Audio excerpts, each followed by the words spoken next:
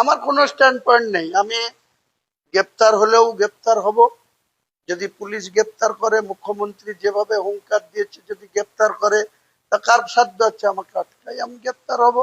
যদি জুডিশিয়াল আমাকে জামিন দেয়, জামিনে বেরাবো। না দিলে যতদিন রাখবে থাকবো জেলে। কি অসুবিধা? না, কিছু করিনি।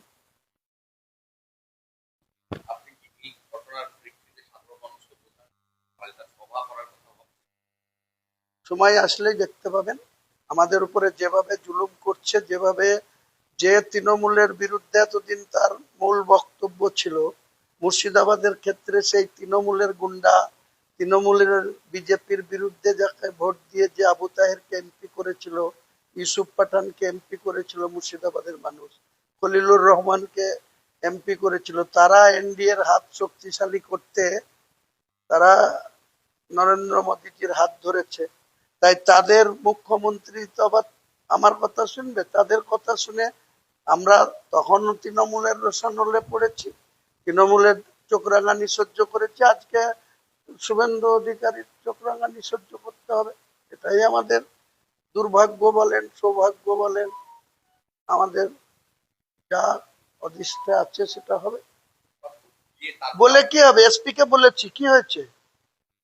এরপরে লিখিতভাবে বলবো, অ্যান্টি করাপশন দপ্তরকে চিঠি করব। সেটা কন্ট্রোল করে কে? এই মুখ্যমন্ত্রী। তাদের ঘাড়ে কটা মাথা আছে? ভিজিলেন্সের কন্ট্রোল করে কে? সর্বোচ্চ ক্ষমতাবান মুখ্যমন্ত্রী। তিনি যদি তাদের প্রশ্রয় দেয়, তা আমাদের মতন একটা এমএলএ কমপ্লেন করে কি হবে? এরকম মমতা ব্যানার্জি বলতো যে দলের অন্দরে বলো, দলের অন্দরে বলে কোনো কাজ হতো না, ডাস্টবিনে ফেলে দিত চিঠি। ক্ষমতাবান, তিনি নিজেই বলেছেন আমি শক্তিশালী মুখ্যমন্ত্রী। ভারতবর্ষের অন্যান্য রাজ্যেও বিজেপির মুখ্যমন্ত্রী আছে, তা তেনারা কেউ এরকম বড়াই করে না।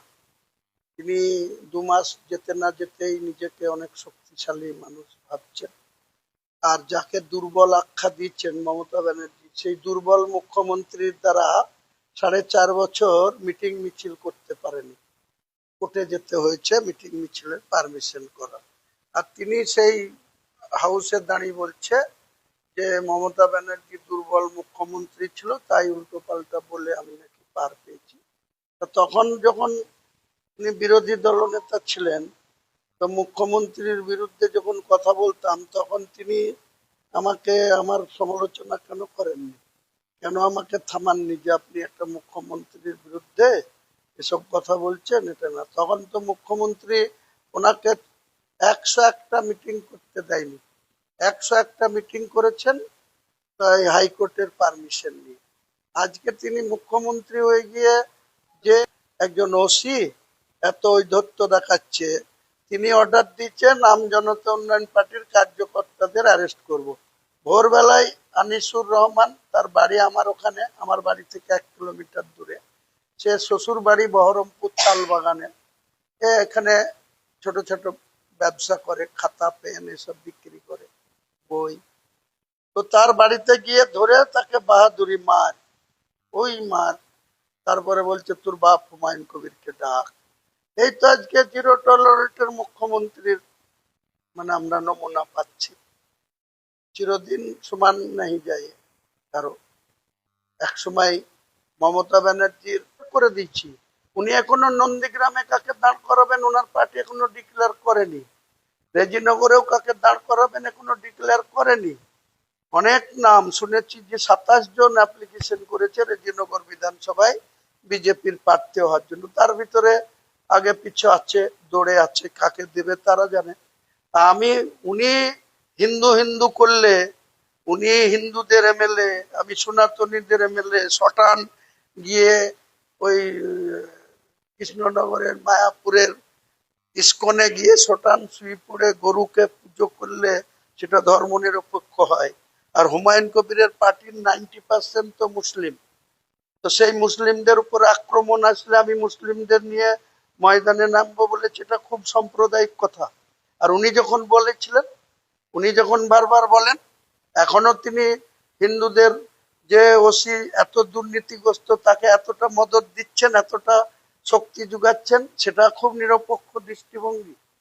মুর্শিদাবাদের তৃণমূল কিছু হয়েছে? জিরো টলারেটের কোন নমুনা মুর্শিদাবাদে আপনারা সাংবাদিক হিসেবে কিছু জানতে পেরেছেন? যারা লুটেরা ছিল, যারা তুলাবাজ ছিল, যারা টাকা তুলে বেরিয়েছিল, তারাই আজকে বিজেপির হাত ধরে কি বলে ইয়ে হয়ে গেছে, ফ্রেশ হয়ে গেছে, হোয়াইট হয়ে গেছে। হ্যাঁ হ্যাঁ, তাছাড়া পিঠ বাঁচবে? শুভেন্দু অধিকারীর গুণগান না করলে তারও ওয়ারেন্ট ইস্যু হবে। তার সাগরেদ কেউ আটকাতে পারেনি, পাপাই ঘোষ, তার বুলডোজার চলেছে আপনারা জানেন। তার বউ রিজাইন দিয়ে দিচ্ছে, আইজদ্দি বড় বড় লেকচার মারতো ইউসুফের পাশে দাঁড়িয়ে, মমতা ব্যানার্জির পাশে দাঁড়িয়ে। তার আজকে কোথায়? হুমায়ুন কবির যেমন আছে তেমনি। হুমায়ুন কবির কারো দয়ায় জীবনযাপন করেন, হুমায়ুন কবির উপরওয়ালার দয়ায় মানুষ হিসাবে এসেছে। যতদিন বেঁচে থাকবে মাথা উঁচু করে বেঁচে। মমতা ব্যানার্জির নির্দেশে করতে হয়েছিল, উনি স্বীকার করেছেন মুর্শিদাবাদের বুকে।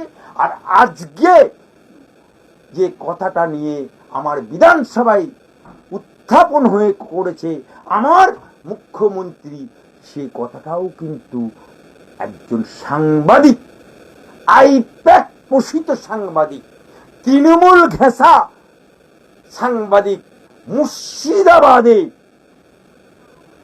ওই আমার ক্লায়েন্ট হুমায়ুন কবিরকে উত্তেজিত করিয়ে উদ্দেশ্য প্রণীত ভাবে উনার নরম জায়গায় আঘাত দিয়ে উনাকে উত্ত্যক্ত করে উনার মুখ দিয়ে এই কথাটা বেরিয়েছে, যেটাকে আমিও সমর্থন করি না। কিন্তু আইনজীবী হিসাবে, আমার ক্লায়েন্ট হিসাবে তাকে প্রোটেকশন দেবার দায়িত্ব আমার। তাই যে সাংবাদিক উনাকে এই কথা বলিয়েছে, উনার মুখ দিয়ে উনাকে উত্তেজিত করে, উনাকে উৎসাহিত করে, উনাকে পীড়ন করে, উনার মুখ দিয়ে এরকম কথা বার করেছে, সেই সাংবাদিক আমার ক্লায়েন্ট আমার কাছে এসছিল মাননীয় বিধায়ক হুমায়ুন কবির সাহেব। তার মামলা যখন আমরা নিয়েছি, সঙ্গে সঙ্গে হুমায়ুন কবিরের বিরুদ্ধে কতগুলো এফআইআর হয়েছে একটা জানতে পারলাম ইংলিশ বাজার মাল্লা, একটা রেজিনগর থানা মুর্শিদাবাদ ডিস্ট্রিক্ট, একটা বহরমপুর মুর্শিদাবাদ জেলা, আর একটা শক্তিপুর মুর্শিদাবাদ জেলা। মোট 4টে এখন পর্যন্ত আমরা পেয়েছি। তাই আমরা ডিজিপি, ডাইরেক্টর জেনারেল অফ পুলিশের কাছে আমরা ইমেল করে আমার ক্লায়েন্টের হয়ে আমি চিঠি প্রেরণ করেছি যে আমার client Humayun Kabir, my client Humayun Kabir বিরুদ্ধে কতগুলো এফআইআর হয়েছে